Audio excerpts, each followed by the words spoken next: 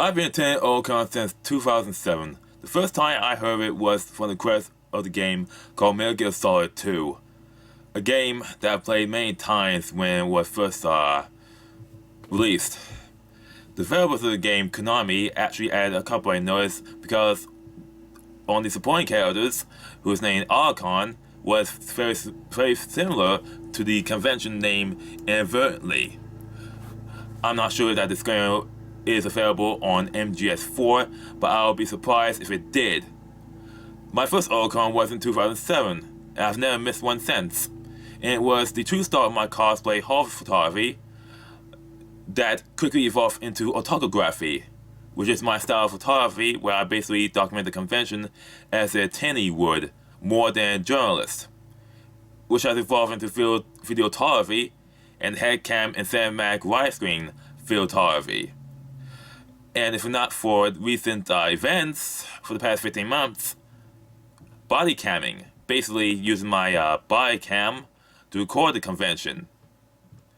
Every convention that I attend begins with me with my in my photography costume taking photos of cosplayers and the venue and the atmosphere, going to the major rooms, the gaming room, the panel rooms, the hallways to capture cosplayers in normal and candid situations, once-in-a-lifetime moments, and spontaneous moments, which happens all the time during these conventions.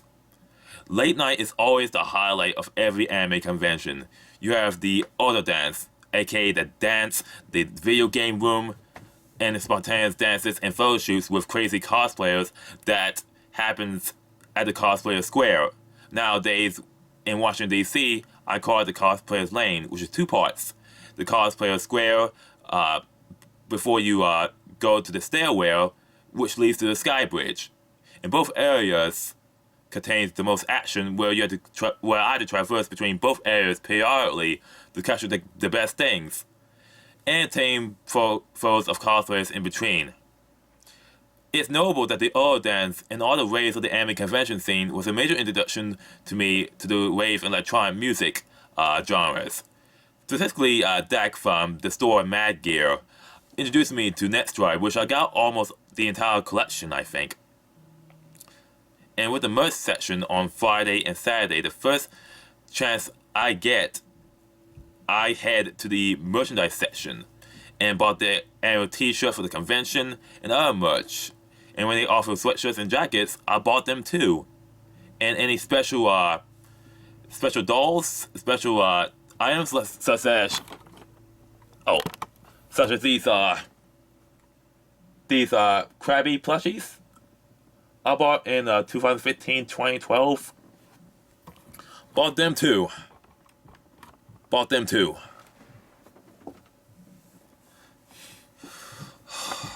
Good times. Again, I have never missed any major anime convention since, especially Otakon. Especially when Otakon moved to Washington, D.C. I followed them and took many pictures and videos there, which all can be seen on my production channel, Ministry of Otaku, which I've recently released all of my photos from 2007 to 2019. 2020 was going to be the 26th convention of the Otaku generation, and it was going to be a grand year for the convention, with the Tokyo Olympics was going to be held that year, and they pay a homage to it with the two mascots of the convention holding a flag with the insignia of the convention. And I was hoping that the flag was going to be on sale at the merch booth. It will be an automatic day one purchase for me. I might have been buying two, but I've hanged that flag behind me, and I'm going to keep one as a keepsake.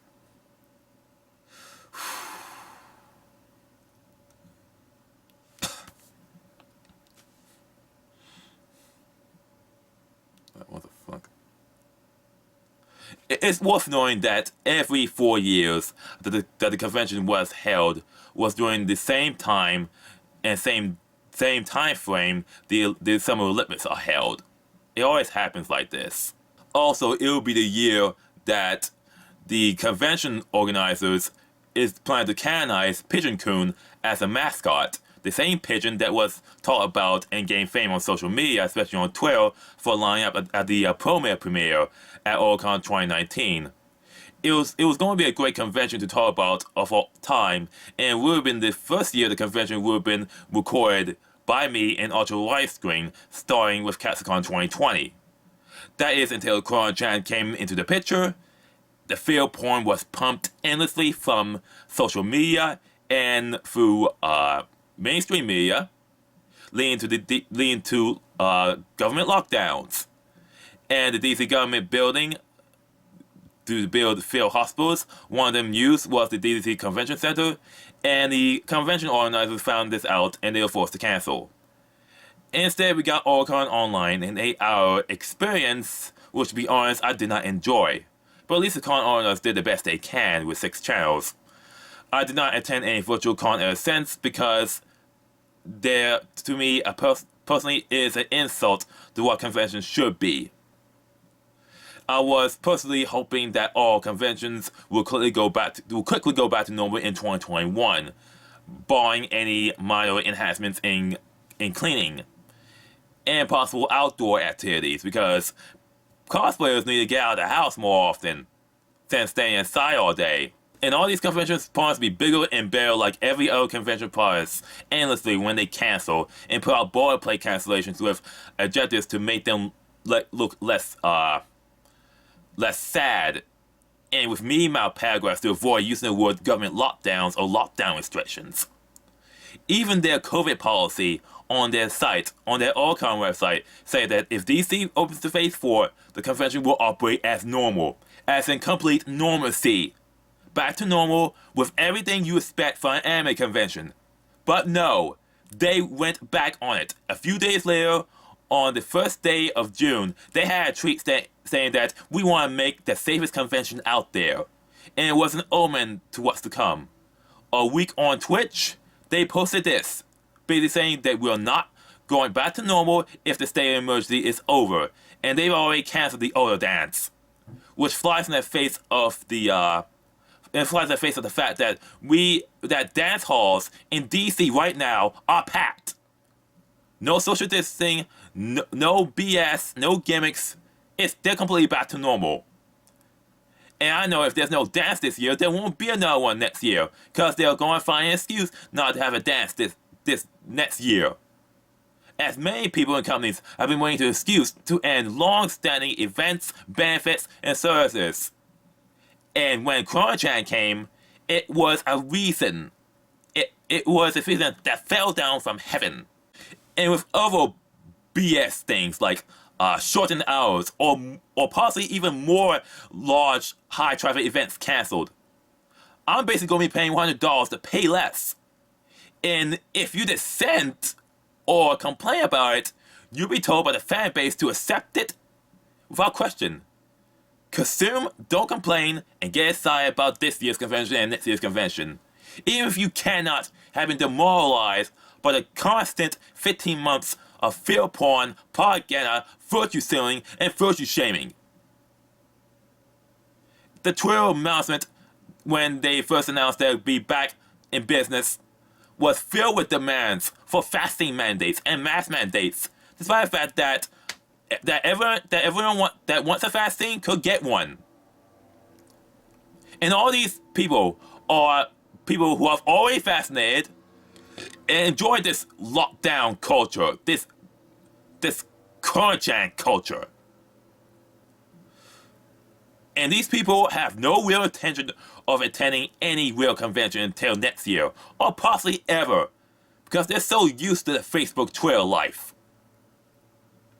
A week later, the convention venue had an announcement that they have a mask mandate, regardless of vaccination status, with a health and safety policy from the convention itself that is super miserable.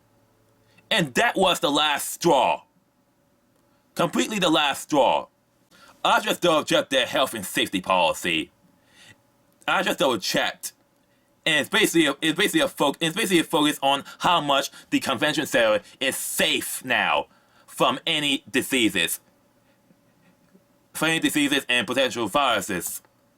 Their primary focus is the mask mandate, in which the convention requires you to wear a mask at all times, even if you're vaccinated. Even if you already have quarantine, you are required to wear a mask 14 hours a day. And worse, they're going to be shortening hours. They're going to be more events canceled. I mean, seriously, I'm paying $100 to attend an anime convention for the whole weekend. I don't pay $100 to be reminded that there was a pandemic, that there was government lockdowns. Seriously, that's the last straw. Now, it's bad enough that they're not keeping the Olympic theme. BlerDCon and MagFest are keeping their own themes and planning merch. Otakon decided to partly throw them in the trash, and they'll claim that they did a theme for Otakon 2020.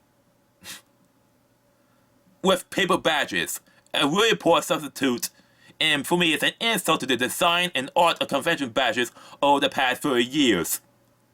At least what they can do is offer a choice of badges like what they used to do in 2007 and with 2012 with different badge designs.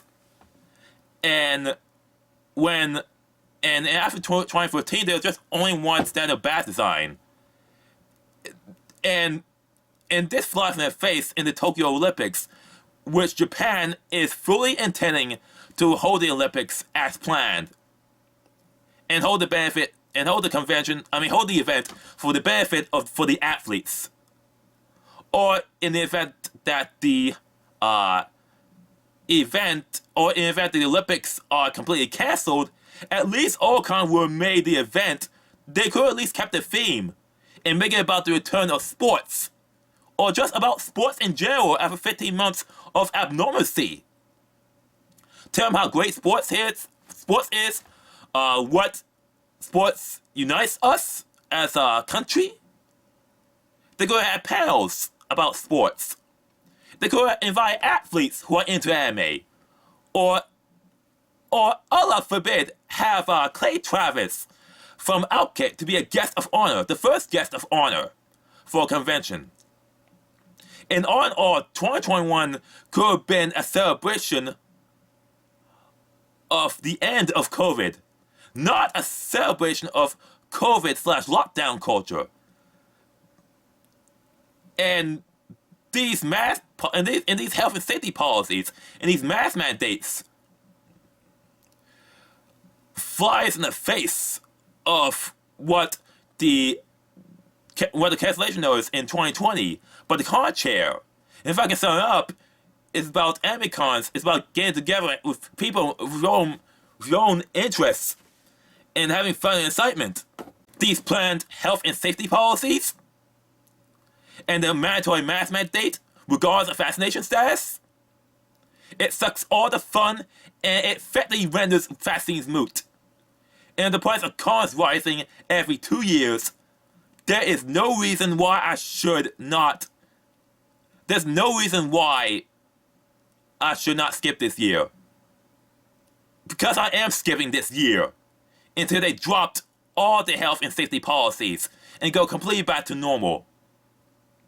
In short, I cannot pay $100 to wear a mask, even if vaccinated. Especially all the ventilation and air upgrades the convention had since the lockdowns started. Paying $100 to LARP like we're still in a pandemic, months after it's over, when we have vaccines widely available. And it's not going to prevent people from getting sick from Concord, which is going to happen anyway because so many people have been out of the house. So many people have been in the house for far too long, ruining their immune system. And to be honest, the only major difference I would see, the only major difference I would like to see are just signs reminding people to wash their hands frequently because it's good hygiene. It's good hygiene. Seriously, it's good hygiene. That's the only that's the only health and safety policy I can only think of doing. I can only accept. Wash your hands frequently. Stay home if you're sick. And if you can, take a multivitamin. Seriously. And eat healthy. Because a lot of people and a lot of cosplayers have been seeing weight gain during these 15 months of staying at home. Otakon has lost a lot of money. Otakon, the organization that runs Otakon, has lost a lot of money due to lockdowns. A lot of money because the DC government's response to the pandemic, and it's going to cost them a lot more money with this health and safety policy and the cancellation of the OtaDance. And the fact that they're pushing people away with this health and safety policy so much that they at one time had to fundraise money to prevent a permanent shutdown of operations. And the worst thing is that there is no real pushback. Because the anime convention scene and the anime cosplay scene has gone irreversibly hysterical with the ideological homogeneity of the scene. And there is no real, and commoners have no real choice but to cater to aesthetics, or they'll be socially cancelled and be boycotted and be put out of business. Congoers, a lot of them, even if fascinated, actually want this because social media and the mainstream press, which is really out of money since the previous administration is out, is still pumping fear porn. Now, I'm not going to get into the fact that the convention cosplay community has been engaged in rampant cancel culture against anyone that steps out of lines or dissents for any reason.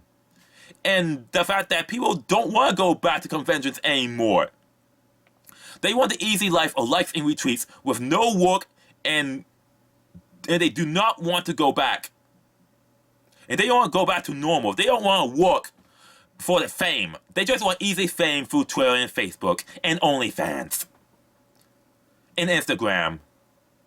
And I will not get into how the cosplay community is in the ideological lockstep of all the virtue signaling trends, especially with BLM, which is now bluntly obvious in Otakon 2021, which ironically has gone close to normal since Ohio dropped all their quarantine restrictions on June 2nd.